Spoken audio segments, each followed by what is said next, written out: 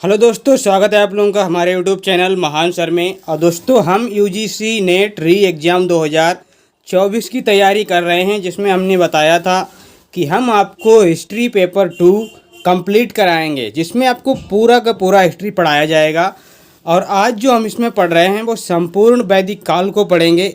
इससे पीछे इसकी 2 क्लासें हो चुकी हैं, जिसमें हमने पीछे का जो भी चैप्टर थे वो हमने पढ़ लिए हैं। अगर आप लोगों ने वो क्लासें नहीं देखी हैं, जिसमें हमने प्रागैतिहासिक काल पढ़ा है, पाषाण काल पढ़ा है, मानव की उत्पत्ति पढ़ी है और हड़प्पा सभ्यता को भी हमने पढ़ लिया है। मात्र 2 क्लासों में हमने सारा कुछ पढ़ लिया है। तो अगर आप चैनल पे नए हैं तो चैनल को आप सब्सक्राइब कर लें और बेल आइकन को प्रेस कर लें, ताकि वीडियो की नोटिफिकेशन आप लोगों को मिल सके। तो आज हम पढ़ेंगे वैदिक सभ्यता के बारे में पढ़ेंगे। और हमारा जो टारगेट है वो क्या है, जेआरएफ लेके रहेंगे। कुछ भी हो जेआरएफ निकालना है, ये हमारा टारगेट है। ये फ्री क्लास है और 30 डेज तक आपकी चलेंगी। इसी तरह आगे बढ़ते हैं और पढ़ते हैं। अध्याय हमारा आज का 4 है, जिसमें हम वैदिक सभ्यता के बारे में पढ़ेंगे। देखिए, वैदिक सभ्यता हड़प्पा सभ्यता के बाद की एक सभ्यता है। जैसे ही हड़प्पा सभ्यता का पतन होता है, वैदिक सभ्यता आ जाती है। तो इसके बारे में पढ़ेंगे। हम ज़्यादा डिटेल में नहीं जाएंगे, क्योंकि हमको ये एक क्रैश कोर्स के माध्यम से पढ़ना है। एक फास्ट रिवीजन है हमारा। तो वैदिक काल एक्चुअली क्या होता है, ये 2 पार्ट में होता है। एक आपका ऋग्वैदिक काल होता है और एक आपका उत्तर वैदिक काल होता है। जो आपका ऋग्वैदिक पीरियड होता है वो 1500 से लेके 1000 बीसी तक रहता है। और जो उत्तर वैदिक काल होता है वो 1000 से लेके 600 बीसी तक रहता है। तो ये इनका क्या है, डिवाइडेशन क्यों है, क्योंकि जो चीज़ें आपकी यहाँ पे चल रही थी वो यहाँ पे आके बदल गई थी। इसलिए इसका क्या हुआ था, ये अलग अलग काल इसके पड़ गए थे, ये नाम पड़े थे। तो कुछ ना कुछ चेंजेस तो आया होगा। ये आपकी क्या है, वैदिक सभ्यता में क्या है, ऋषि मुनियों की एक तरीके से सभ्यता थी। टोटली आपसे कहा जाए तो यहाँ पे जो आध्यात्मिक सभ्यता थी एक तरीके से अगर बोला जाए तो। और यहाँ जो ये जो मतलब वैदिक सभ्यता थी, इसका जो निर्माण था वो आर्यों ने किया था। आर्यों की जानकारी हमको एक पुस्तक है, ईरानी पुस्तक, ये क्या बोलते हैं, ज़ेंदावेस्ता। ईरानी पुस्तक का नाम है ज़ेंदावेस्ता। वहाँ से हमको इसकी जानकारी मिलती है, किसकी, आर्यों के बारे में, कि आर्यों के द्वारा ये सभ्यता बनाई गई थी।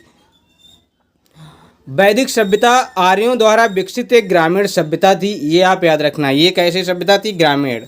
और वो हड़प्पा क्या थी, वो आपकी शहरी सभ्यता थी। ये आपकी ग्रामीण सभ्यता हुआ करती थी। मैक्स मूलर ने इसको बताया है कि जो मूल निवासी थे ना, वो मध्य एशिया के थे। मैक्स मूलर के अनुसार जो आर्य जो थे वो मध्य एशिया से आए थे और आर्यों के द्वारा ये सभ्यता बनाई गई थी। ये मध्य एशिया के मूल निवासी थे, ऐसा मैक्स मूलर ने कहा। बाल गंगाधर तिलक कहते हैं, नहीं सर, ये तो उत्तरी ध्रुव से आए थे। हमने मतलब रिसर्च किया है तो हमें पता चला है कि ये उत्तरी ध्रुव से आए थे। और इसके बाद एक व्यक्ति आते हैं, दयानंद सरस्वती। वो कहते हैं नहीं, आपको भी सही से नहीं जानकारी है, ये तो तिब्बत से आए हैं, तिब्बत से। और एक व्यक्ति आते हैं, गार्डन चाइल्ड। ये बताते हैं, जैसे ही उन्होंने क्या बताया, ये आपके उत्तरी ध्रुव से आए थे। और गार्डन चाइल्ड बोले नहीं, ये दक्षिणी रूस से आए थे, क्योंकि दक्षिणी रूस आपका कहाँ पे है, वो उधर साइड में है, लेकिन मतलब इंडिया के तो नॉर्थ में ही है। और सर्वप्रथम पंजाब अफगानिस्तान के पास सिंधु सभ्यता का विकास हो, मतलब इस सभ्यता का विकास हुआ था आपका वैदिक सभ्यता का। कहाँ पे हुआ था, पंजाब और अफगानिस्तान में सिंधु के पास, जो सिंधु नदी है उसके पास इसका विकास हुआ था। भाषा इनकी संस्कृत हुआ करती थी। ये बात आप याद रखना। ये सारे के सारे फैक्ट हैं। इनमें से पूछ लिया जाता है कि किसने कहा था कि ये मध्य एशिया के निवासी हैं, तो आपको पता होना चाहिए, ऐसा मैक्स मूलर ने कहा था। दयानंद सरस्वती ने आपका कहाँ का बताया था, तिब्बत का। बाल गंगाधर तिलक क्या बताते हैं, उत्तरी ध्रुव का। तो ये बातें आप याद रखना। भाषा यहाँ की संस्कृत हुआ करती थी। ये आपकी क्या है, अब यहाँ पे मैं आपको दिखाता हूँ। ये आपका क्या है, इंडिया वाला पोर्शन है, ये वाला आपका इंडिया है। और ये आपका क्या है, ये आपका मध्य एशिया है। तो बताते हैं यहाँ से आपके आर्य आए थे। अभी मैं एक इमेज आपको दिखाऊंगा। ये एक वैदिक सभ्यता के बारे में एक कोटेशन है कि नैतिक मूल्यों पर आधारित एक मजबूत इमारत का निर्माण ऋग्वैदिक काल में हुआ था। मतलब ऋग्वैदिक काल जो था ना, बहुत अच्छी व्यवस्था थी वहाँ पे, बहुत अच्छी समाज में समतापूर्ण समाज था, एगेलिटेरियन सोसाइटी थी, बहुत अच्छा वहाँ पे कल्चर हुआ करता था। आगे बढ़ते हैं। ये आपका क्या है, आर्यों का भारत में प्रसरण या आगमन बोलें तो देखिए, ये हमारा मैप में आपको दिख ही रहा होगा। मैप आपको दिख रहा होगा, ये आपका क्या है यहाँ पे, ये आपका क्या है, ये आपका इंडिया है, ये आपका इंडिया है। अब ये आपका क्या है, मध्य एशिया है, ये आपका क्या है, सेंट्रल एशिया है। जो आपका ब्लू ब्लू ये आपका है, ये सेंट्रल एशिया है। यहाँ से आपके चल के आए थे यार, और ये आपके यहाँ से आपके इंडिया में एंटर कर गए थे। तो ये आपको मैप से दिख भी रहा होगा। आगे बढ़ते हैं दोस्तों, वैदिक काल। अब वैदिक काल के बारे में, वैदिक काल के जो साहित्य हैं उनके बारे में पढ़ते हैं। वैदिक काल के साहित्यिक स्रोत हैं उनको पढ़ते हैं। तो एक तो आपके ऋग्वैदिक कालीन है और एक आपके क्या है, उत्तर वैदिक कालीन है। तो ये दोनों ही हम पढ़ेंगे। सबसे पहले देखते हैं ऋग्वैदिक कालीन। ये जो है आपका क्या है, इसको आदि ग्रंथ बोला जाता है, ऋग्वेद। इसको क्या बोला जाता है, आदि ग्रंथ। देखिए ऋग्वैदिक कालीन क्या है, जिसमें ऋग्वेद हुआ, और उत्तर वैदिक कालीन में जिसमें अन्य 3 वेद लिखे गए वो आपका उत्तर वैदिक काल होता है। और इसी ऋग्वेद को आपका आदि ग्रंथ भी कहा जाता है, जो 1500 BC से लेके, अब यहाँ पे थोड़ी सी मिस्टेक हो गई है टाइपिंग की, यहाँ पे 100 लिख गया है, बल्कि 1000 BC होना चाहिए था। और इसके जो संकलन करता है वो महर्षि कृष्ण द्वैपायन है, जिनका नाम वेद व्यास भी है। और यहाँ पे क्या हुआ था, ऋग्वेद की रचना हुई वो तो हम बता ही चुके हैं। अब उत्तर वैदिक काल में देखते हैं तो ये आपका 1000 BC से लेके और आपका 600 BC तक रहता है। और इसमें जो लिखे गए आपके ग्रंथ हैं वो आपके क्या हैं, एक आपका यजुर्वेद है, दूसरा आपका क्या है, सामवेद है, फिर आपका क्या है, अथर्ववेद है। तो ये आपके क्या हैं, चारों वेद हैं जो आपके ऋग्वैदिक और उत्तर वैदिक काल में लिखे गए। आपको बहुत अच्छे से क्लियर कट दिख रहा होगा ये वाला पॉइंट कि ये वाले तीनों वेद इसमें हैं और इसमें आपका क्या है, सिर्फ ये वेद है। तो ये आपको समझ आ रहा होगा। आगे बढ़ते हैं दोस्तों, ऋग्वैदिक। अब जो ऋग्वेद है उसके बारे में पढ़ते हैं। पहले तो हम ऋग्वेद के बारे में पढ़ेंगे, फिर जो तीनों वेद हैं उनके बारे में भी पढ़ेंगे। देखिए ऋग्वेद क्या है, ये सबसे प्राचीन वेद है। क्या है, सबसे प्राचीन वेद है। एक एक चीज़ बहुत इंपॉर्टेंट है, यहाँ से 100% क्वेश्चन बनते हैं। आप अगर पढ़ते हैं तो ऋग्वेद को ज़रूर पढ़ना, मतलब ऋग्वेद के बारे में आपको जानकारी ज़रूर होना चाहिए अगर आप एग्ज़ाम में जा रहे हैं तो। ये प्राचीन वेद है। इसका जो उपवेद है वो आयुर्वेद है सर। और इसका सर पुरोहित कौन हुआ करता था, होत्र या होता नामक, मतलब नामक क्या है, ये एक पद होता था जिसको, जो भी पुरोहित होता था उसको होत्र या होता कहते थे, जो मतलब इसका पाठक होता था, जो इसको पढ़ता था। अब इसके बारे में और चीज़ें, बहुत इंपॉर्टेंट चीज़ें मैं लेके आया हूँ। आहार शब्द का जो इस्तेमाल हुआ है ना आपके ऋग्वेद में, वो 363 बार आहार शब्द आया है। और उसके बाद जो इंद्र है, इंद्र का नाम आपका 250 बार आपको देखने को मिलता है, 250 बार। और उसी प्रकार से अग्नि देवता का नाम आपका 200 बार देखने को मिलता है। और इसी प्रकार आप अगर देखें तो विष्णु का नाम, जो विष्णु हैं उनका नाम 100 बार यहाँ पे जिक्र मिलता है। और सिंधु नदी का नाम यहाँ पे 55 बार देखने को मिला है। क्या, सिंधु नदी का इस ऋग्वेद में 55 जगह उल्लेख किया गया है सिंधु नदी के बारे में, तो ये आप याद रखना।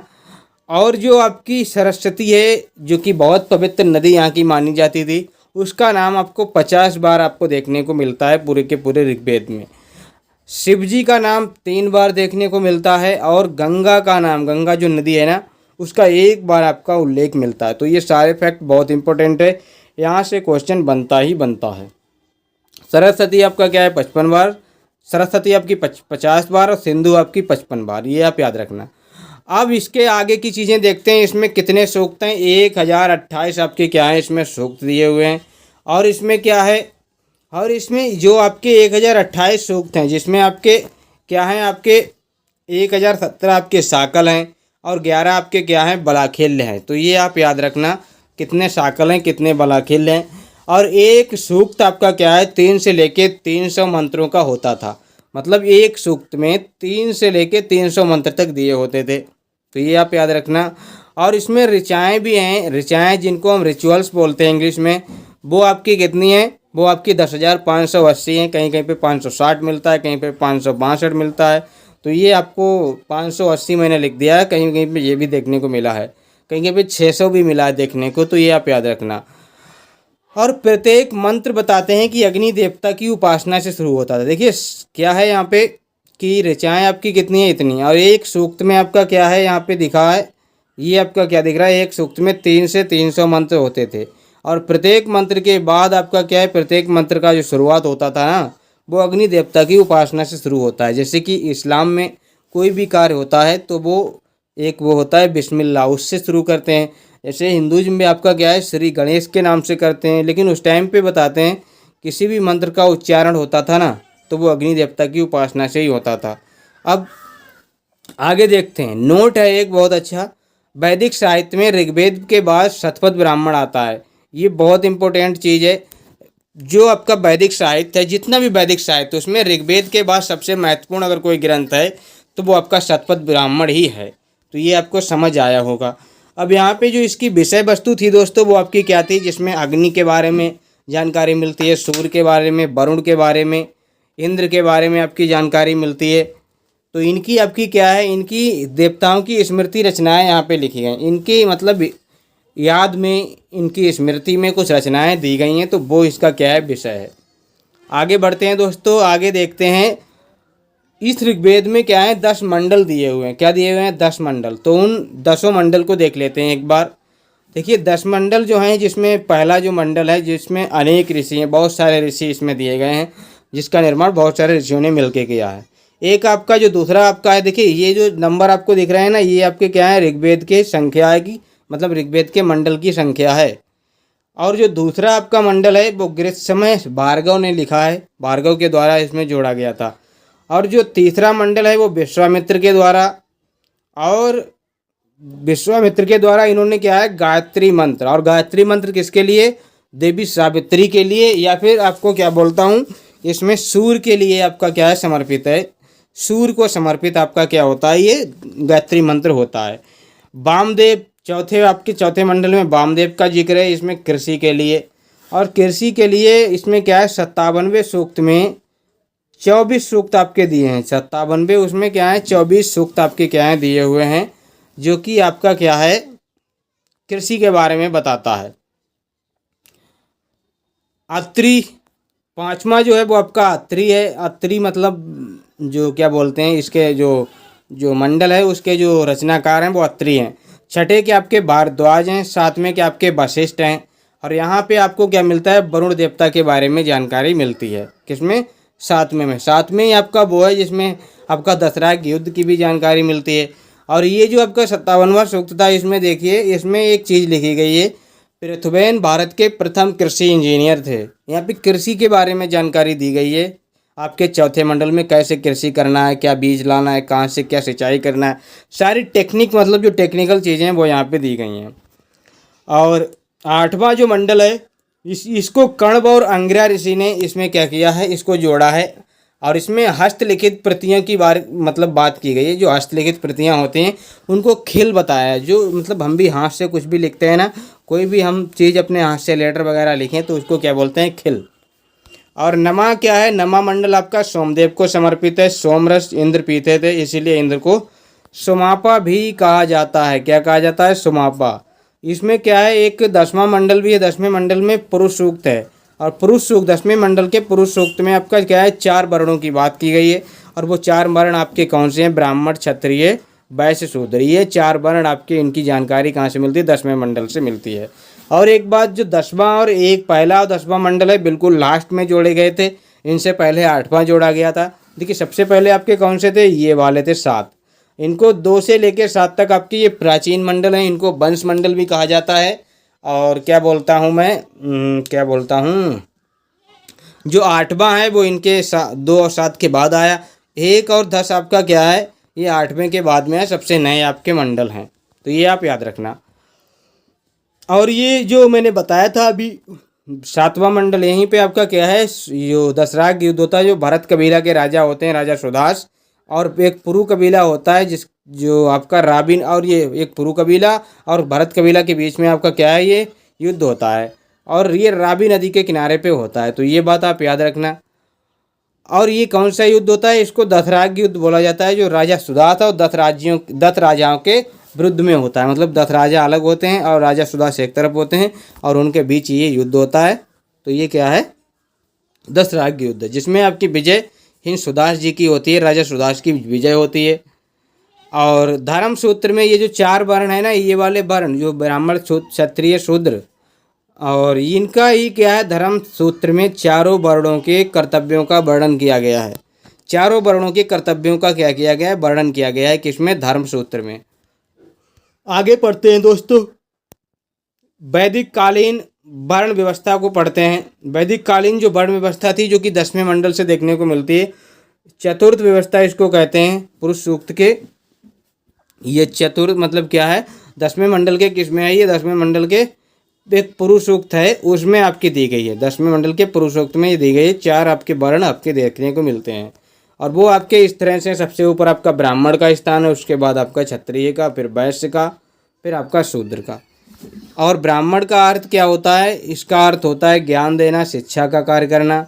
क्षत्रिय का आपका क्या है, रक्षा करना, युद्ध करना। व्यापार आपका किसका है, वैश्यों का। और इन तीनों की सेवा करना आपका शूद्रों का कर्तव्य हुआ करता था। मैंने यहाँ पे इमेज भी लगा रखी है। ये आपका क्या है, एक तरफ ब्राह्मण देवता बने हुए हैं, ये आपके क्षत्रिय हैं, ये आपके वैश्य हैं, व्यापारी, और ये आपके क्या है, शूद्र हैं, खेती बाड़ी करके ये इन तीनों की सेवा किया करते थे। और ये जो ऊपर वाले तीनों हैं, ये वाले तीनों आपके ब्राह्मण, क्षत्रिय, वैश्य, ये आर्य हुआ करते थे। और ये जो था शूद्र, इसको आर्य का दर्जा नहीं दिया गया था, ये इससे आर्य का पद छीन लिया गया था। और इन चारों के कर्तव्य धर्मसूत्र में बताए गए, अभी हमने पीछे भी बताया था। अब देखते हैं यजुर्वेद, ऋग्वेद, यजुर्वेद, सामवेद और अथर्ववेद के बारे में पढ़ते हैं। इनके बारे में देखते हैं। तो यजुर्वेद, इन तीनों को एक बार ओपन कर लिया, फिर पढ़ते हैं। यजुर्वेद, यजुर्वेद का जो उपवेद है वो धनुर्वेद है। इसका जो पुरोहित है वो अग्रवायु है। 40 अध्याय इसमें है और 1900 मंत्र हैं। भारतीय संगीत का जनक इसको बोला जाता है। गद्य और पद दोनों में ये मिलता है। और ये किस में मिलता है, चंपू शैली में आपको देखने को मिलता है। किस में मिलता है, चंपू शैली में। इसकी जो विषय वस्तु है दोस्तों, वो क्या है, यज्ञ है, कर्मकांड है, बलिदान है, अनुष्ठान है। तो ये सारी चीज़ें इसमें देखने को मिलती हैं। और जो सामवेद है, ये आपका क्या है, इसका जो उपवेद है वो गंधर्व वेद है, जो कि भरत मुनि ने आपका क्या है, लिखा है।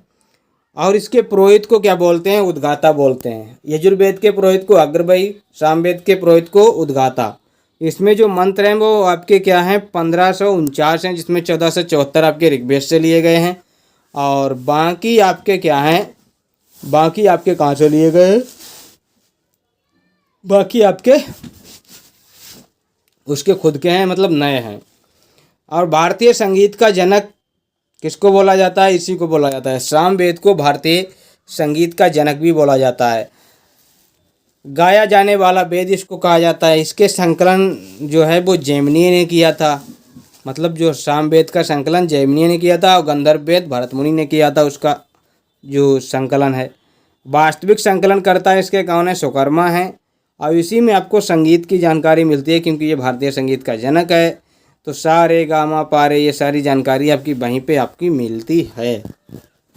अथर्ववेद को पढ़ते हैं। अथर्ववेद के जो रचनाकार हैं वो कौन से हैं, अथर्वा ऋषि और अंगिरस। कौन से हैं, अथर्वा ऋषि व अंगिरस। इसका उपवेद आपका क्या है, शिल्प वेद है। पुरोहित इसके कौन होते हैं, ब्राह्मण। इसमें कितने 20 अध्याय हैं और 6000 मंत्र हैं। इसके 2 भाग हैं, शौनक और पिप्पलाद। कौन से, शौनक और पिप्पलाद। इसके 2 भाग आपको देखने को मिलते हैं, ये और ये। सभा और समिति प्रजापति की 2 पुत्रियां बताई गई हैं अथर्ववेद में। विषय क्या था इसका, जादू टोना, भूत पिशाच, वशीकरण, ये सब इसमें हुआ करता था। तांत्रिक मतलब पूरा क्या था इसमें, सिस्टम था। अब ब्राह्मण ग्रंथ को देखते हैं। ऋग्वेद के बाद आपका क्या आता है, ब्राह्मण ग्रंथ आता है। ब्राह्मण ग्रंथ आपके क्या है, जैसे कि वेदों के ही आपके क्या है, ब्राह्मण ग्रंथ लिखे गए हैं। वेदों को समझने के लिए, वेदों को सरल भाषा में आपका व्याख्यात करने के लिए आपके क्या लिखे गए हैं, ब्राह्मण ग्रंथ लिखे गए हैं। तो एक एक को देखते हैं। देखिए, ऋग्वेद का जो ब्राह्मण ग्रंथ है वो ऐत्रेय और कोशी तक ही है, या इसको संखायन भी बोलते हैं। शतपथ जो आपका शुक्ल क्या है, यजुर्वेद जो है, यजुर्वेद के 2 भाग हैं आपका। एक आपका क्या है, शुक्ल यजुर्वेद, एक आपका क्या है, कृष्ण यजुर्वेद। तो शुक्ल यजुर्वेद का क्या है, शतपथ है, और कृष्ण यजुर्वेद का तैत्तिरीय और मैत्रायणी है। सामवेद का जैमिनीय और पंचविश है, जिसको तांडव भी कहते हैं। अथर्ववेद का गोपथ है, केवल एक ही आपका है। और आरण्यक ग्रंथ, फिर इनके आते हैं आरण्यक ग्रंथ। आरण्यक ग्रंथ क्या है, ये आपके क्या है, जंगल में लिखे गए ग्रंथ हैं, जो कि आपका ऋग्वेद के बाद आपका आता है। ऋग्वेद भी आपके क्या हैं, वो ये आर्यन ग्रंथ आपका ऋग्वेद का ऐत्रेय और कौशितकी यानी कि संकायन। यजुर्वेद आपका क्या है, तैत्तिरीय और मैत्रायणी है। सामवेद का जैमिनीय और छांदोग्य, क्या है, जैमिनीय और छांदोग्य। और गोपथ का और अथर्ववेद का आपका क्या है, गोपथ है। तो ये आपके क्या हैं, आरण्यक ग्रंथ हैं। अब यहाँ पे नोट क्या है, जो शतपथ ब्राह्मण है ना, यहाँ पे एक नोट है क्योंकि ये ब्राह्मण के बारे में है, ब्राह्मण ग्रंथ। ये शतपथ ब्राह्मण जो है ना, उसमें स्त्री को पुरुष की अर्धांगिनी कहा गया है। स्त्री जो होती है, लेडीज जो होती है, वो पुरुष की क्या है, अर्धांगिनी है। और ये भी आपका क्या है, यज्ञ और कर्मकांड, इन सारी चीज़ों से इसमें क्या है, बतलाया गया है। पुराण, अब पढ़ते हैं पुराण। पुराण के बारे में देखते हैं, पुराण क्या है। भारतीय ऐतिहासिक कथाओं का सबसे अच्छा क्रमबद्ध विवरण आपका यही है। भारतीय जो कथाएं हैं उनका अगर ऐतिहासिक विवरण को आपको देखना है तो क्रमबद्ध आपको कहाँ पे मिलेगा, पुराणों में। और पुराणों के रचयिता आपके कौन है, लोमहर्ष और उनके पुत्र उग्रशर्वा हैं। अधिकांश पुराण संस्कृत में लिखे गए हैं। पुराणों का पाठ जो करता है उसको क्या कहते हैं, पुजारी, या फिर उसको क्या कहते हैं, ब्राह्मण कहते हैं। क्या कहते हैं, ब्राह्मण भी कह देते हैं। और स्त्री और शूद्र को इनके पाठन की अनुमति नहीं थी, पुराण के पाठन की जो है अनुमति नहीं थी। हालांकि वे इसे सुन सकते थे, क्या कर सकते थे, सुन सकते थे। और पुराणों की जो संख्या है दोस्तों वो कितनी है, वो आपकी 18 है, जिसमें कुछ प्रमुख पुराण आपके दिए गए हैं। पुराण, ये मत्स्य पुराण है। आंध्र सातवाहन आपका क्या है, आंध्र सातवाहन वंश का आपका क्या है, आपका आंध्र सातवाहन वंश का ये पुराण है। कौन सा, मत्स्य पुराण। और इसमें क्या है, विष्णु के 10 अवतारों का वर्णन दिया गया। विष्णु के क्या है, 10 अवतारों का वर्णन है। विष्णु पुराण आपका मौर्य वंश से संबंधित है। और वायु पुराण आपका कहाँ से, गुप्त आपका वंश से संबंधित है। ब्राह्मण पुराण जो है पुरुवंश से संबंधित है, महापुराण इसको कहा गया है। भागवत पुराण आपका श्री कृष्ण भक्ति से संबंधित है, आपका भागवत पुराण। तो ये आपके क्या है, पुराण। इसमें क्या है, राजाओं की वंशावली दी हुई है। किसमें, पुराणों में क्या है, राजाओं का वंशावली दी गई है।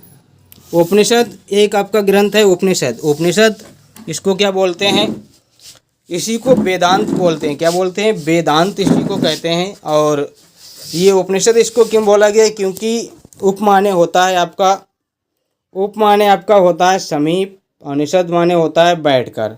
तो गुरु के समीप बैठकर ये लिखा भी है। जो लिखे गए धार्मिक ग्रंथ होते हैं उनको उपनिषद बोलते हैं। और इनकी संख्या 108 है, जिनमें से कुछ मैं यहाँ पे लेके आया हूँ। 10 उपनिषद ऐसे हैं जिन पे आदि गुरु शंकराचार्य ने भाष्य लिखा है, टीका किया है, कमेंट किया है।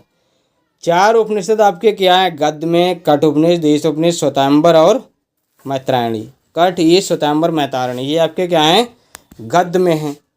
और प्रश्न और केन 2 उपनिषद हैं जो गद्य और पद दोनों में हैं। तो ये आप याद रखना, इन्हीं को आपका क्या है, चंपू शैली भी बोला जाता है। और जो आपका सबसे बड़ा आपका जो आपका क्या बोलता हूँ उपनिषद है, वो बृहदारण्यक उपनिषद है। क्या है, सबसे बड़ा आपका कौन सा उपनिषद है, बृहदारण्यक उपनिषद आपका सबसे बड़ा आपका उपनिषद है। जिसमें तमसो माह ज्योतिर्गमय, याज्ञवल्क्य और गार्गी का संवाद देखने को मिलता है।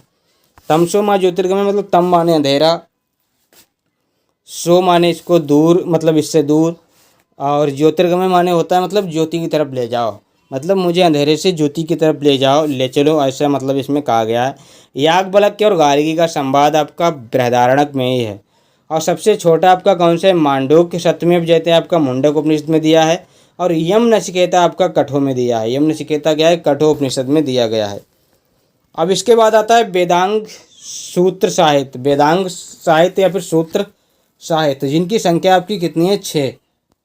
और इनका क्या है, शिक्षा, कल्प, व्याकरण, छंद, निरुक्त, ज्योतिष, ये आपके क्या है, 6 के 6 हैं। शिक्षा, कल्प, निरुक्त, छंद, व्याकरण, क्या है, छंद, निरुक्त, ज्योतिष, ये आपका क्या है, इसमें वो है। आज हुक्की बहुत आ रही हैं।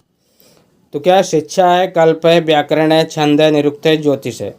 अब इसमें देखिए वेदांग जो है ना, इसको क्या बोलते हैं, वेदांग। वेदांग जो है ना, शिक्षा, इसका जो है ना, शिक्षा का मतलब है उच्चारण करना, सही से उच्चारण। इसमें उच्चारण के बारे में मिलता है पढ़ने को। कल्प, इसमें रस्में दी गई हैं, समारोह दिए गए हैं। और व्याकरण तो आपका व्याकरण ही है।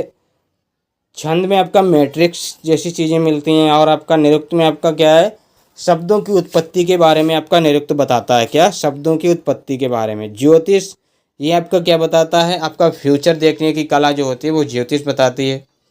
तो ये आपके क्या हैं, ये चीज़ें हैं। अब ये आपका क्या है, ये भी आपका जो दिया है ना, ये आपका जो दिया है, ये आपका इसी से आपका दिया गया, यही सब इसमें है। आगे बढ़ते हैं दोस्तों। ये एक टेबल है, और इस टेबल में क्या है, अगर आप पढ़ते हैं तो आपको सारा का सारा वैदिक काल एक ही क्लास में आपका क्या है, ख़त्म हो जाएगा, एक ही मतलब स्लाइड में। अब यहाँ पे देखना, उपवेद है, श्लोक हैं, भाग हैं, पुरोहित हैं, ब्राह्मण ग्रंथ, आरण्यक, उपनिषद और उनकी विषय वस्तु। अब देखिए, ऋग्वेद जो है उसका उपवेद आयुर्वेद है, जिसके रचनाकार धन्वंतरि हैं, और इसमें 1028 मंत्र हैं, मतलब श्लोक हैं, और मंत्र हैं 10,600 या 10,580 भी हैं। भाग आपके क्या हैं, बलाखिल और शाकल, 11 बलाखिल, शाकल आपके 117 हैं।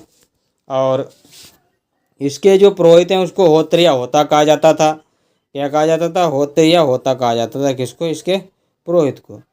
इसका ब्राह्मण ग्रंथ ऐत्रेय और कौशितकी, जिसको संकायन भी बोलते हैं। आरण्यक ग्रंथ आपका इसका ऐत्रेय और कौशितकी ही है।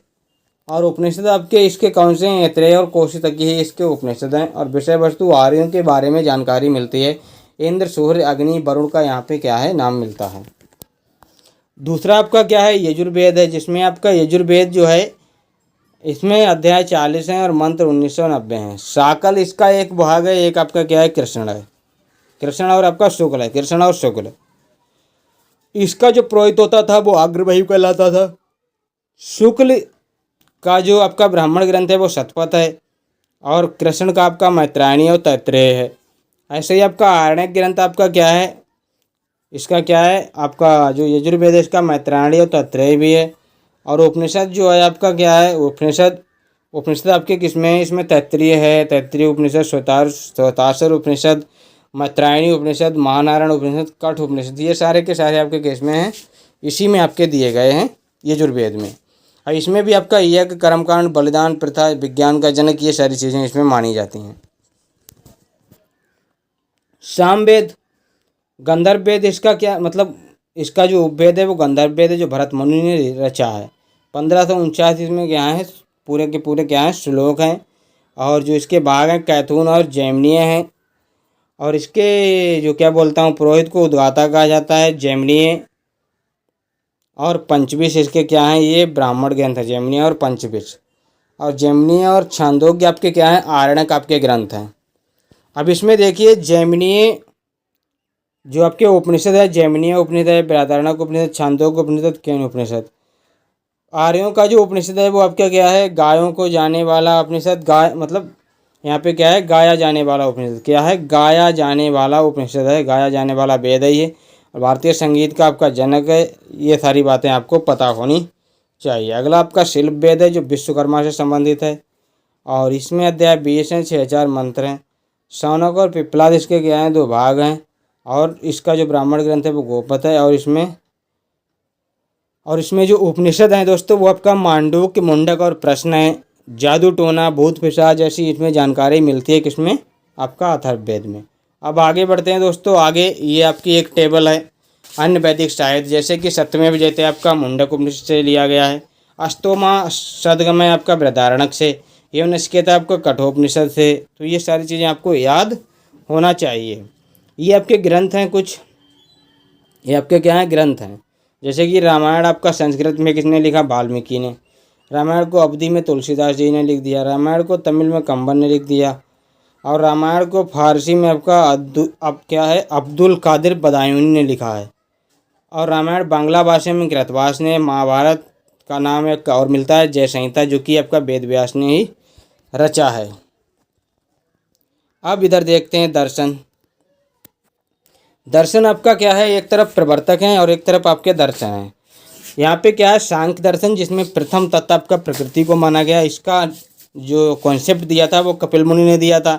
चारवाक दर्शन जो कि नास्तिकता पे आधारित है, ये चारवाक ऋषि के द्वारा चलाया गया। न्याय दर्शन जो कि गौतम ऋषि ने चलाया था। और वैशेषिक दर्शन आपका क्या है, कणाद ने चलाया था। पूर्व मीमांसा आपका जैमिनी का है। उत्तर मीमांसा आपका वेद व्यास बादरायण का है। अद्वैतवादी सिद्धांत आपका किसका है? शंकरादेवचार्य का। और श्रेष्ठाद्वैतवादी आपका किसका है? रामानुजाचार्य का। योग दर्शन आपका किसका है? पतंजलि का। और वैदिक धर्म पर शुद्धता पर बल किसने दिया था? कुमारिल भट्ट ने दिया था। किसने? कुमारिल भट्ट ने वैदिक धर्म की शुद्धता पे बल दिया था। स्मृति हैं जैसे कि मनु स्मृति है, ये आपकी क्या है? मनु स्मृति, मैत्रेयनी, नारद स्मृति, विष्णु स्मृति, याज्ञवल्क्य और देवल स्मृति, ये सारी की सारी उपनिषद स्मृतियाँ हैं। अब इसमें देखिए आप लोग, जो मनु स्मृति है इसके रचनाकार मनु हैं, सबसे पुरानी है, सबसे प्रमुख है, सबसे प्राचीन है। 200 से लेके आपकी 200 एडी तक रही होगी, शुंगों के समय की। मानव धर्मशास्त्र में इसमें क्या है? मुद्रा का उल्लेख मिलता है। सोने और चांदी की, तांबे की आपकी मुद्राएं चलाया करते थे लोग।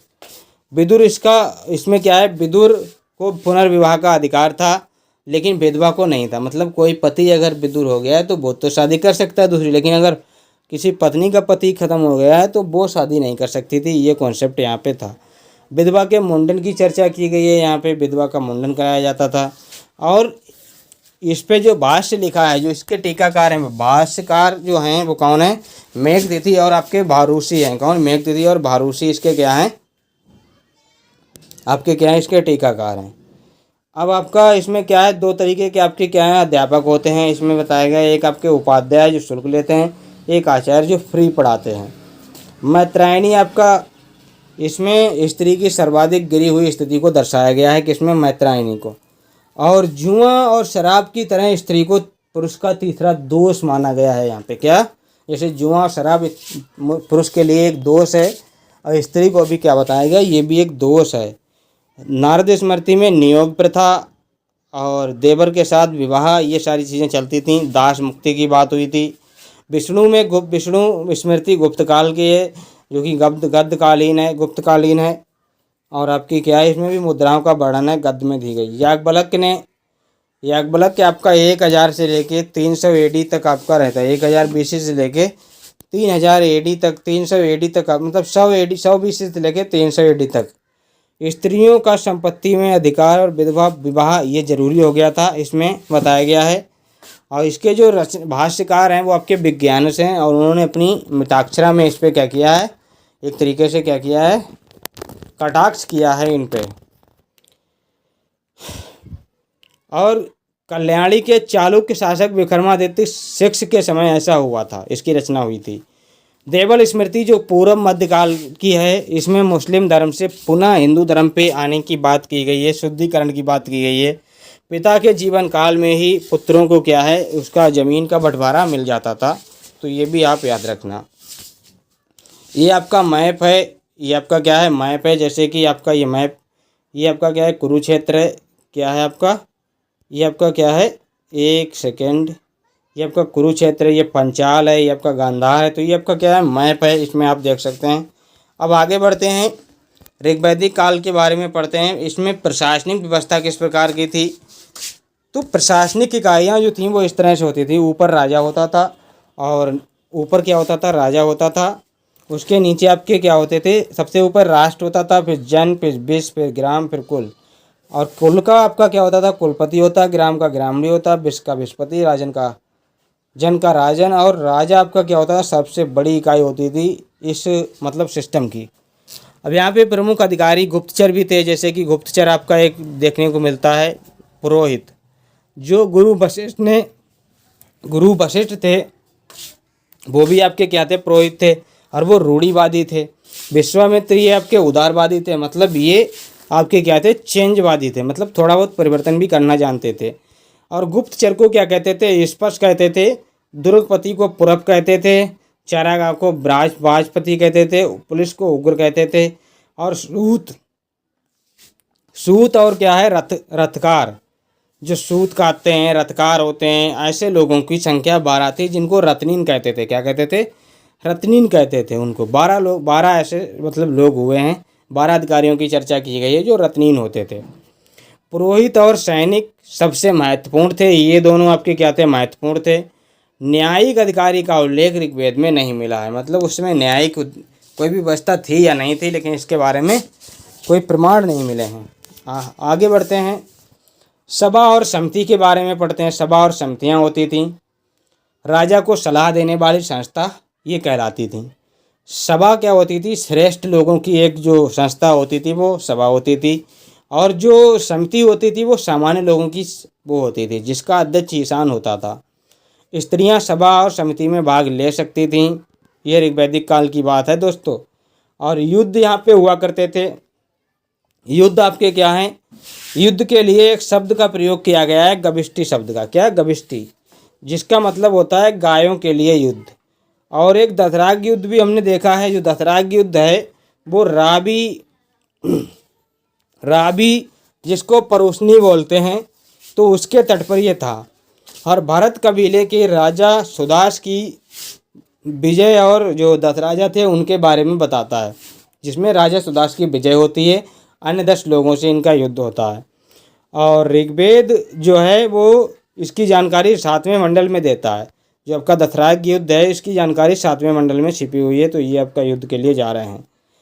और ऋग्वैदिक कालीन जो देवता हैं उनके बारे में एक बार देखिए दोस्तों। देखिए यहाँ पे क्या है देवता, इधर आपका क्या है, उनका संबंध किससे है। तो जो आपके ऋग्वैदिक कालीन आपके देवता हैं, जिसमें आपका एक क्या है, आपके इंद्र हैं। इंद्र को आपका क्या बोला गया है? इंद्र आपके क्या हैं? प्रमुख देवता हुआ करते थे। युद्ध के नेता थे, वर्षा के देवता थे। अग्नि आपका मनुष्य और देवता के बीच एक मीडिएटर का काम करते थे, मध्यस्थ का काम करते थे। वरुण आपको, इनको ऋतस्य गोपा भी कहा गया है।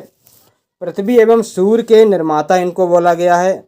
समुद्र का देवता कहा गया है। विश्व के नियामक एवं शासक, सत्य का प्रतीक, ऋतु परिवर्तन, दिन और रात का कार्य करता है, ये आपका कौन? वरुण देवता। धव एक देवता है जिन्हें आकाश का देवता कहा गया है, सबसे प्राचीन है। सोम देवता वनस्पति देवता। उषा आपका क्या है? प्रगति एवं उत्थान का देवता। और आप उषा किसको कहते हैं? प्रगति एवं उत्थान का देवता। और आपका जो है अश्विनी, ये विपत्तियों को हरने वाले देवता थे। और पूषण आपके पशुओं के देवता थे। और वैदिक काल में शूद्रों के देवता बने जाते हैं। विष्णु विश्व के संरक्षक एवं पालनहार हैं। मारुत आपके आंधी और जिनका नाम तूफान है उसके देवता हुआ करते थे। आगे क्या है, जीवन शैली के बारे में देख लीजिए। ये लोग मनोरंजन किया करते थे। संगीत है, दौड़ है, घोड़दौड़ है। प्रिय पशु इनका घोड़ा था, पवित्र पशु इनकी गाय थी। मुख्य पेय इनका सोमरस था, जो कि इंद्र पीते थे, इसीलिए उनको सुमापा कहते थे। वस्त्र इनके 3 प्रकार के होते थे। एक आपका बास, अधिवास और उष्णीय, ये आपके वस्त्र होते थे। एक नीब होता था जो कि अंदर पहनने वाला वस्त्र होता था। धातु यहाँ पे 2 प्रकार की देखने को मिली है, एक लौह अयस्क, एक तांबा अयस्क आपको देखने को मिला। लौह अयस्क को श्याम अयस्क बोलते हैं और तांबा अयस्क को लोहित अयस्क बोलते हैं। जो लोहा है उसकी खोज बताते हैं आर्यों ने की थी। और जो तांबा है ये कांसा और तथा सोना, ये सारी चीज़ें यहाँ पे ये आपके क्या हैं, धातुएं होती थी। और आदान प्रदान भी क्या होता था, इनके ही माध्यम से आदान प्रदान भी होता था। वस्तु विनिमय प्रणाली थी यहाँ पे। पुरुष व्यापार हेतु दूर दूर तक जाने वाला। पाणी क्या है यहाँ पे? पुरुष नहीं, पाणी क्या था? जो व्यापार से संबंधित एक टर्म है। और जो दूर दराज क्षेत्रों में जाके व्यापार करते थे उनको क्या कहते थे दोस्तों? पाणी कहते थे। बेकनाट इसको सूदखोर कहते थे। क्या कहते थे? सूदखोर, जो ब्याज लेता था। वैदिक काल में कपास की जानकारी नहीं मिलती है कि कपास यहाँ पे होता था। आभूषण यहाँ पे कर्ण शोभन थे, कान के आभूषण। करीर आपके क्या थे? सर पर धारण करने वाला आभूषण। निष्क गले का हार, जोचनी आपकी अंगूठी, ये सारे के सारे आपके ये क्या थे? सारे के सारे आपके क्या थे? आभूषण थे। अब यहाँ पे आइए आप लोग नदियों के बारे में देखते हैं। नदियों के बारे में ऋग्वेद कालीन में नदियाँ देखें, पुराना नाम इधर है, यहाँ पे नया नाम, पुराना नाम नया नाम। तो कुरमु एक नदी थी, कुरुम, जिसका नाम अब कुर्रम पड़ गया है। कुंभा का काबुल हो गया है। प्रतिष्ठा का झीलम, अस्किनी चिनार, पुष्णी रावी, सदुदी सतलज, इष्टावती घग्गर, स्वाद का सुभास्तु, विपाशा का ब्यास, सदानीरा गंडक, गोमल का गोमती, ये आपके क्या थे? पुराने नाम थे। अब जो सप्त सैंधव नदियाँ हैं उनको भी देख लेते हैं। सप्त सैंधव रस्सियाँ, क्योंकि ऐसा बोला जाता है जो वैदिक सभ्यता है उसको सप्त सैंधव सभ्यता भी कहते थे, क्योंकि वो 7 नदियों के उसमें 7 नदियों का क्षेत्र आता था उसकी सभ्यता में। एक तो आपकी सिंधु थी, वेदस्ता थी, अश्किनी, पुरुषनी, विपाशा, शतुद्री और सरस्वती, ये आपकी 7 नदियाँ होती थीं। आगे देखते हैं उत्तर वैदिक काल को। उत्तर वैदिक काल में क्या है, राजा के राज्याभिषेक के समय राजसूय यज्ञ होता था। ठीक है सर। उत्तर वैदिक काल में हल को शिरा और हल रेखा को क्या कहते थे, सीता कहते थे।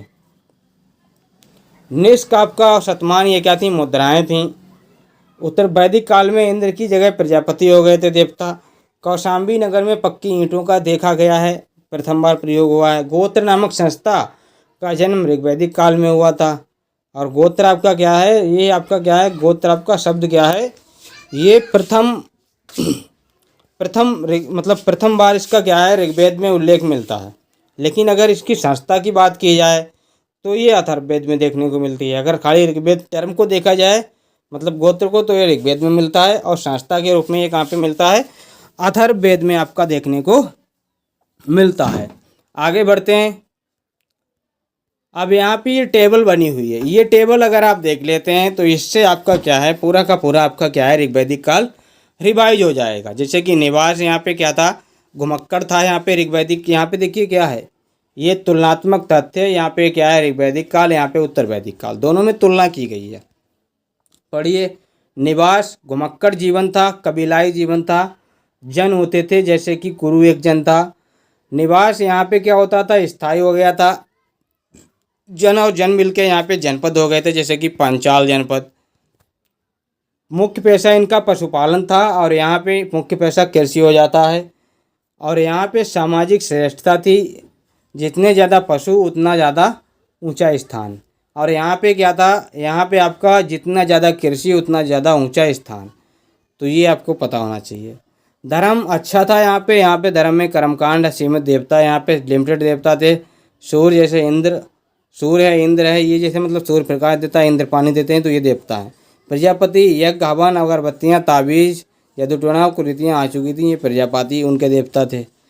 और वर्ण व्यवस्था कर्म मूलक थी। यहाँ पे कोई भी क्षत्रिय वैश्य धर्म के आधार पे मतलब नहीं होता था, ये कर्म मूलक थी। और पूषण आपके पशुओं के देवता थे। जन्म मूलक आपकी वर्ण व्यवस्था आपकी इधर हो जाती है, जिसमें ब्राह्मण क्षत्रिय वैश्य आपका क्या होता है, जन्म से हो जाते हैं। शूद्रों के देवता यहाँ पे पूषण कहे जाते हैं, यहाँ पे आपके मतलब पूषण पशुओं के देवता थे। किंग जो राजा होता था वो चुना जाता था, यहाँ पे गणतंत्र था, यहाँ पे साम्राज्य का विस्तार करा उसने। और इसने क्या किया, उपनयन संस्कार यहाँ पे क्या है होता था, बच्चों का उपनयन संस्कार आपका समान आयु में होता था। यहाँ पे अलग अलग आयु में आपका उपनयन संस्कार हुआ करता था। अब यहाँ पे देखिए तुलनात्मक तथ्य और भी हैं, जैसे गोत्र कहाँ पे मिला है, गोत्र आपका ऋग्वेद में मिला है। संस्था आपकी उत्तर वैदिक काल में। महिला की स्थिति अच्छी थी, पढ़ने का अधिकार था, अंतर जातीय मैरिज करने का भी, लव मैरिज करने का भी वो छूट थी, और सेल्फ डिसीजन था। विधवा विवाह पर्दा प्रथा नहीं थी। स्त्री बच्चा पैदा करने के लिए किसी से भी संभोग कर सकती थी या संबंध बना सकती थी। तो ये भी आपका क्या है, इसमें देखने को मिलता है, मतलब महिला को काफ़ी छूट थी यहाँ पे। और आजीवन अविवाहित जो स्त्री रहती थी उसको अमाजू कहते थे। यहाँ पे स्थिति खराब थी, पिता की मर्जी से घर का काम देखो, अरेंज मैरिज होती थी, नो डिसीजन राइट, अंतर्जातीय विवाह नहीं होगा, पर्दा प्रथा चल रही थी, सती प्रथा यहाँ पे लागू थी। और जो मुद्रा है वो निष्क और शतमान थी। यहाँ पे क्षेत्र क्या थे, जैसे क्षेत्र और नदी, जैसे कि कुरु अफगानिस्तान, पाकिस्तान उत्तरी। ऋग्वेद में आपका क्या है 42 नदियों का उल्लेख है। आर्य सभ्यता का जो है वो आपका सप्त सैंधव सभ्यता है। 7 नदियों का उल्लेख और क्षेत्र आपको समुद्र का क्षेत्र ये गंगा यमुना दोआब का क्षेत्र आपका क्या है समुद्र क्षेत्र है। सबसे महत्वपूर्ण नदी आपकी सरस्वती, इसे नदीतमा कहते हैं। नदियों की माता आपकी क्या है क्या बोलते हैं इसको, नदियों की माता बोलते हैं सरस्वती को, इसको अग्रवती बोलते हैं, बाणी इसको बोलते हैं, बुद्धि बोलते हैं, तथा संगीत की देवी इसको बोला जाता है, किसको, सरस्वती नदी को। और मुख्य क्षेत्र आपका क्या था यहाँ पे पंचाल महाजनपद मध्य प्रदेश में। गंगा यमुना दोआब से लेके बिहार के गंडक नदी तक, दक्षिण में नर्मदा तक युद्ध करके क्षेत्र जीत लिया करते थे और विस्तार करते थे। ये आपका क्षेत्र इनका मकसद था राजाओं का। जंगल को काट कर आपके क्या है ये बनाया गया आपका क्या क्षेत्र। और क्योंकि अतरंजी खेड़ा एटा थे आपका क्या है उत्तर प्रदेश से आपके लोहे के साक्ष्य मिल जाते हैं। तो ये आपको याद रखना है। आगे बढ़ते हैं दोस्तों, आगे अभी और भी है, जैसे कि आपका तुलनात्मक तथ्य आपके क्या हैं, ये आपके क्या हैं तुलनात्मक तथ्य हैं। और पर्वत, यहाँ पे एक मूजबंत पर्वत हुआ करता था जहाँ से सोमरस निकलता था। ये कहाँ है? पश्चिमी हिमालय में। यहाँ पे पूर्वी हिमालय में कुछ पर्वत आपके मिलते हैं। राजनीतिक संस्थाएं आपकी क्या हैं? सभा समिति विदत पुरानी संस्थाएं हैं। और सभा समिति आपकी क्या है? प्रजापति की दो पुत्रियां भी हैं, ये भी इसमें कहा जाता है। तो ये आप याद रखना। कर आपका क्या था? स्वेच्छा से दिया जाने वाला कर आपका होता था। और आपका भोजन जो था वो शाकाहारी और मांसाहारी दोनों था। शाकाहारी में खीर दही जौ का सूत सत्तू, और यहाँ पे मांसाहारी में बैल भेड़ बकरी। अश्वमेध यज्ञ में घोड़े का मांस भी चलता था, ऐसा बोला जाता है, लेकिन ऐसा कहीं जानकारी नहीं मिलती है। और क्या बोलता हूँ, प्रजापति की दो पुत्रियाँ, नियमित रूप से कर जो देगा वही आपका क्या होगा? नियमित रूप से कर देने वाला 16 मतलब इसमें क्या है? नियमित रूप से कर, और इस उपज का 16वां भाग आपको किसको मिलता था? राज्य को मतलब मिलता था। और शाकाहारी को इतना नहीं मिलता था। आभूषण यहाँ पे गले का हार था, सोने के निष्क थे, यहाँ पे नहीं था। फसलें आपकी वही अब और जौ धान गेहूँ ये थी, यहाँ पे आपकी वही थी। चिकित्सा के मामले में देखा जाए तो यहाँ पे आपका क्या है? देखिए, मापन यंत्र में उदर था, यहाँ पे आपका पाद था। और चिकित्सा के मामले में अगर देखा जाए तो यहाँ पे आपका क्या था? अश्विनी देवता। और आपके क्या है? कृत्रिम अश्विनी देवता, जिसने विषपाल का पैर कटने पर कृत्रिम पैर लगाया था। और ब्रजराज का इन्होंने अंधापन दूर किया था। किसने? चिकित्सा थे आपके एक व्यक्ति अश्विनी देवता, उन्होंने क्या किया था? ये सब चमत्कार दिखाया था। आगे देखिए, आश्रम व्यवस्था। आश्रम आपकी क्या है? 4 आपके आश्रम दिए गए हैं। अब इसको एक बार पढ़ ही लेते हैं पूरा। ये श्रम धातु से बना है, जिसका नाम है परिश्रम। क्या है? परिश्रम। आश्रम वह स्थान है जहाँ से मनुष्य कुछ समय के लिए ठहरकर आवश्यक गुणों का विकास करता है और आगे के लिए तैयार होता है। डॉक्टर संप्रभु ने आश्रम को 4 मोक्ष स्थितियों में बांटा है। मोक्ष की स्थितियों को 4 भागों में बांटा है, विश्राम स्थल माना है इन्होंने। जवालो उपनिषद में इनकी जानकारी मिलती है। 4 आपके क्या हैं? उपनिषद हैं। और 25 वर्ष की प्रत्येक की आयु होती थी। ये आपके क्या हैं? आश्रम दिए गए हैं। और ये उनका कार्यकलाप दिया गया। तो देखिए, जो ब्रह्मचर्य आश्रम है वो 25 वर्ष तक का होता था। इसमें अध्ययन रूपी श्रम कराया जाता था, अध्ययन करवाया जाता था। 25 से 50 तक आपका गृहस्थ होता था। इसमें क्रियात्मक रचनात्मक कार्य होते थे। धर्म अर्थ काम की बात करते थे यहाँ पे। और यहाँ पे आपका क्या था? यहाँ पे आपका संपूर्ण ज्ञान आपका क्या था? अर्जन करने की बात थी। यहाँ पे आपका अपमार्जन था, मतलब जो बताया जाए वही सीखो आप। वानप्रस्थ 50 से 75 तपस्या था इसका मेन मोटिव, बस मोक्ष और धर्म को करना था इसमें। और यहाँ पे आपका क्या था? कम आवश्यक वस्तुओं का सेवन करना। चौथा आपका क्या था? संन्यास। 75 से 100 वर्ष तक का होता था। इसमें योग साधना से मोह से दूर यानी सन्यासी बन जाना। और इसमें क्या होता था? मोक्ष प्राप्ति इसका लक्ष्य था। कम और आवश्यक वस्तुओं का यहाँ पे त्याग, सांसारिक मोह का त्याग। यहाँ पे तक किसी भी चीज़ के मोह नहीं आना है। अब ये आपके क्या हैं? आपके 16 संस्कार हैं। 16 संस्कार हैं, इनको भी पढ़ लेते हैं, जो कि जन्म से पूर्व से लेकर मृत्यु तक चलते हैं। गर्भाधान, जब बच्चा पेट में आपका क्या होता है? एक तरीके से प्रवेश करता है। पुंसवन, गर्भ के 3रे माह में पुत्र की प्राप्ति के लिए जो कामना होती है, जो उपासना होती है वो। सीमांतों ने गर्भस्थ शिशु की मानसिक विकास व दीर्घायु की कामना। जात कर्म उसका क्या है? एक तरीके से शहद चटाना, उसको आशीर्वचन बोलना उसके कान में पिता द्वारा, और शहद चटाना। नामकरण, 11वें 12वें दिन उसका नामकरण होता है। निष्क्रमण, बालक को घर से निकालना 12 दिन 4 माह पिता या मामा द्वारा। अन्नप्राशन, शिशु को अन्न खिलाना 6 माह के बाद। चूड़ाकर्म, शिशु के बाल कटाना 1 से 3 वर्ष के अंतर मतलब बीच में। कर्ण भेदन होता था, बाल कान छेदना 1 से 5 वर्ष तक। विद्यारंभ आपका अक्षर ज्ञान आपका पशु मतलब 5 वर्ष की आयु में आपका क्या होता था? अक्षर ज्ञान, स्कूल चलो अभियान चलता था। उपनयन संस्कार आपका किसके लिए? शिक्षा के लिए द्विज होता था। वेदारंभ होता था, वेदों का पाठ। केशांत आपका दाढ़ी शेविंग वगैरह करना 16 वर्ष की अवस्था में। सीमांतों ने गुरुकुल में शिक्षा प्राप्त करने के बाद घर लौटने के पूर्व सीमांत स्थान। विवाह आपका क्या था, गृहस्थ जीवन की शुरुआत। अंत्येष्टि आपकी क्या थी, मृत्यु प्रदान। तो ये सारा कुछ होता था। 4 प्रकार के आपके क्या हैं, विवाह दिए गए हैं। कुछ अच्छे विवाह हैं, कुछ आपके बुरे विवाह हैं। ब्रह्म विवाह अच्छा विवाह है, वर की तलाश करके शादी कर देना, जो आज के टाइम पे होता है अरेंज मैरिज। अब तो खैर लव मैरिज भी होता है। प्रजापति विवाह बिना दहेज के, वर दहेज, इसमें बिना दहेज के शादी हो जाती थी। अगर दहेज देता भी था तो वर देता था कन्या को। देव विवाह, इसमें क्या होता था, ब्राह्मण या पुरोहित के साथ अपनी कन्या का विवाह कर देना। आर्ष विवाह, गाय लेकर कन्या का विवाह कर देना, मतलब पुत्र वाले जो पुत्र पक्ष से आपका गाय लेना और कन्या का विवाह कर देना। गंधर्व विवाह, इसमें प्रेम विवाह होता है ये, और माता पिता की मर्जी के विरुद्ध होता है। असुर विवाह, दहेज लेकर कन्या का विवाह करना। दहेज लेकर मतलब किसी ने कहा मुझे दहेज दो तब मैं अपनी कन्या आपको दूंगा, तो ये असुर विवाह हो गया। राक्षस विवाह क्या होता था, कन्या को भगा ले जाना। और पेशाच विवाह आपका क्या होता था, जबरदस्ती बलात्कार करके विवाह कर लेना, ये आपका होता था। अब यहाँ पे क्या है, ऋग्वैदिक कालीन शब्दावली है, ये आप देख लीजिए। बस आज की क्लास यहीं तक रहेगी। गविष्टि एक शब्द है जिसमें गायों की गवेषणा, मतलब गायों की खोज। गवेषणा का मतलब होता है खोज। और इसमें क्या होता था, गविष्टि का मतलब यहाँ पे युद्ध के लिए मतलब प्रयोग किया गया था। गायों की खोज करते थे और नहीं मिलती तो युद्ध होता था। फिर रई संपत्ति के लिए होता था।